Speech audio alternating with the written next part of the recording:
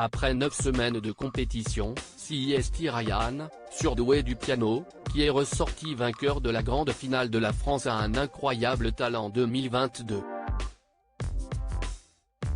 Moins de 24 heures après son sacre, le jeune homme donne ses premières impressions à Télé Loisirs.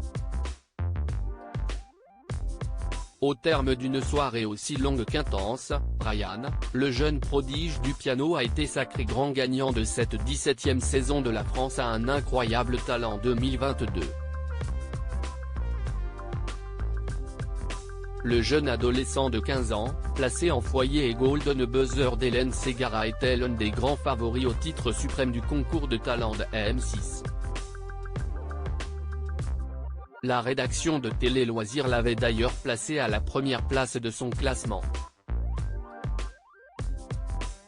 Moins de 24 heures après son sacre, l'incroyable talent 2022 est revenu pour nous sur ses sensations et sur son parcours. Le public m'a aimé pour ce que j'ai fait. Télé Loisirs, qu'avez-vous ressenti quand Karine Le Marchand a annoncé votre nom ? Ryan, la joie, la tristesse et la satisfaction se sont mélangées. Je ne pense pas qu'il y ait de gagnant dans cette émission. Tout le monde a gagné à mon sens.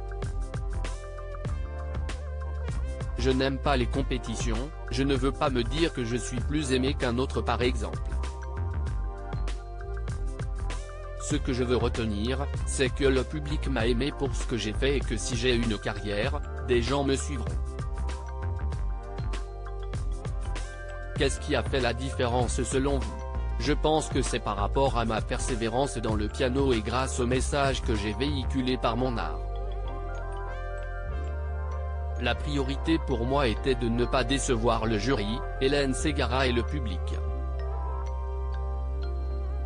J'ai été Golden Buzzer donc les gens ne m'avaient pas vu depuis un moment. Ils ne pouvaient pas savoir si j'avais progressé ou pas.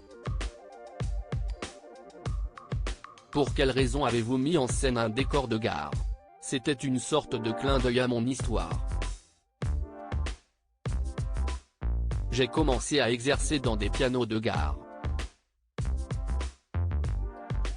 Aujourd'hui, je suis au conservatoire. Pour boucler mon histoire, je voulais venir en tant que pianiste de gare avec, néanmoins, une musique différente de la première. Hélène Ségara n'est pas qu'une simple juge. Avez-vous eu un retour des membres du jury ? Oui. Ce sont tous des personnes que j'aimerais suivre et avec qui j'adorerais travailler. Hélène Ségara et moi aurons un lien indéfectible. Ce n'est pas qu'une simple juge, elle m'a donné beaucoup d'affection. Le fait de m'avoir donné son bijou pour me porter bonheur m'avait aussi beaucoup touché.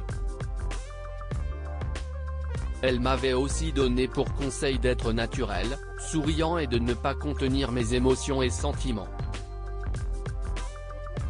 Dans un précédent entretien, vous disiez que le duo Gemini était méritant que vous. Elles ont un lien très fort entre elles et ont créé un numéro incroyable. Elles ont une histoire très forte derrière elles.